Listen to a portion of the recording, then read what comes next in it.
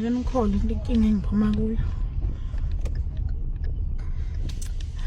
Hayi bafowethu emhlabeni umuntu uyokhokha azafe shuthi. Umuntu nje shuthi uyohlupheka guys akhokha azafe. Last month ngalahlekelwa iphone. Ngaya eTelkom. Ngithi ngiyolungisa ngiyoreporta. Ngayiblock iphone ngayivala. Intombazana ingidasela iphone yami. Ngayiblock iphone ngayivala mangiqede ukuyivala. Ngaya futhi eTelkom la khona engangiyibhlokha khona ngiyivala. Ngafonela umshwalense mangiufonela. Kodwa Nkosi yami sengenza amanyala lapha esitolo futhi ngibatshelile ukuthi nizofa nonke. Nizobhubha ngalento eniyenze kimi.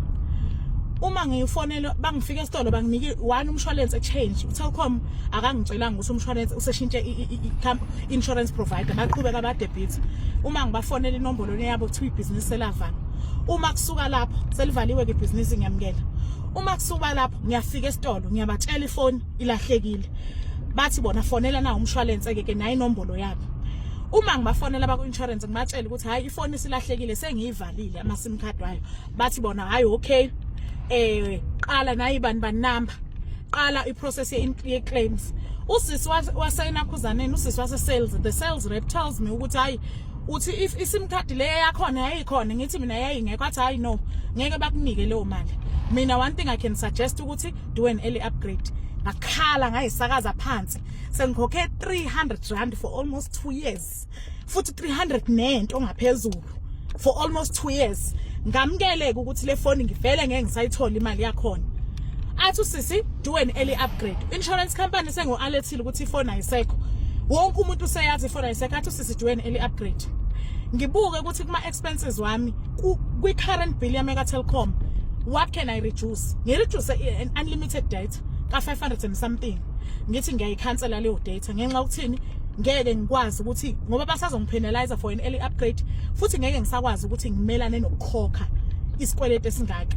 Usisi angi-assure this is the 20th. Ngiyazi ukuthi debit order izongena nge-25 nanini. Angi-assure ukuthi from there on forward isiphelile ke indaba yakho yaleli data iphelile futhi indaba yefoni endala kuzovuka ifoni entsha. Ifoni entsha ngiyithola.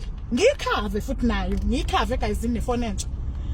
Kule nyanga ngazi ukuthi mina next month ngizobe ngikhokha ifoni entsha inane fee ukuthi ngenze early upgrade nomshwalense wale phone entsha. Idatha likhanseliwe. Yonke into umshwalense ukhanseliwe nomshwalense lo wale phone entsha ke. Fine ngazi ukuthi ngizobe ngikhokha lokho. Hayi babhema ngibuzanga ke langeni. Guess how much I was debited this month by Telkom? Guess how much I was debited kule nyanga by Telkom?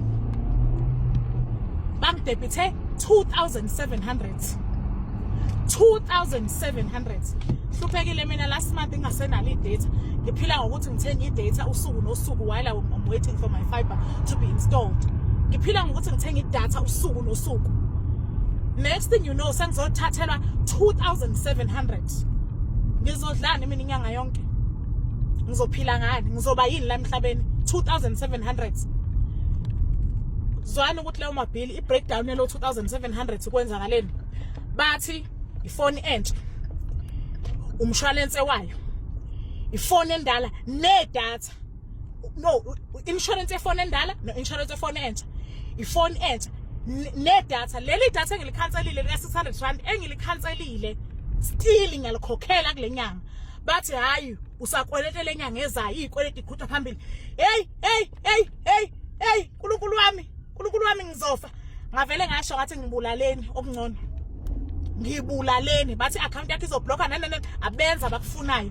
Telkom isigebengu secompany leya yani isigebengu secompany leya ya iranwa zigebengu. How can I cancel a service still kodwa ningicharge for yona? Hayi guys umuntu uzohlupheka zafe ngo Telkom. One insurance claim yakhona vele bingeke process. Usisi wase owe sales rep uprioritize her sale more than ukuthi angitshele mina ukuthi go back to the insurance company, tell them to cancel their service insurance. That insurance company is now debiting me twice for a device that's there and a device that's not there, and I'm also being charged for data engayisebenzisanga.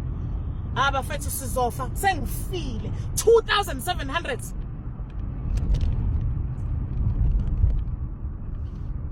Ngoneni mina emhlabeni uTelkom ngimoneni. Telkom isicam bathi it's a third party. Ngithi mina angisabhalansisi yini amabhuku ukuthi le phone ivaliwe and has been reported as missing. Nakhona i-sales agent why ingangitshela ukuthi as a consumer why ingatshela ukuthi hayi no, go back to them and cancel that insurance. Bona they are happily debiting me for 2 phones. 2 phones.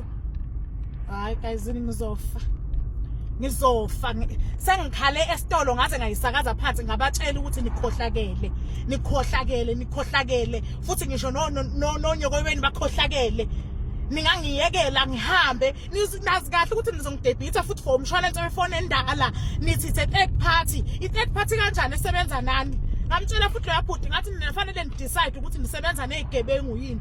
Uma kuukuthi nisebenza nezigebengu nani nizigebengu ngizoniholda liable. Khulekani ngiyile kodwa Capitec ngayokhansela yonke le yanto nga-reverse debit order ngishilo ngathi sobonana emathuneni. Habe abantu bengihlukumeza.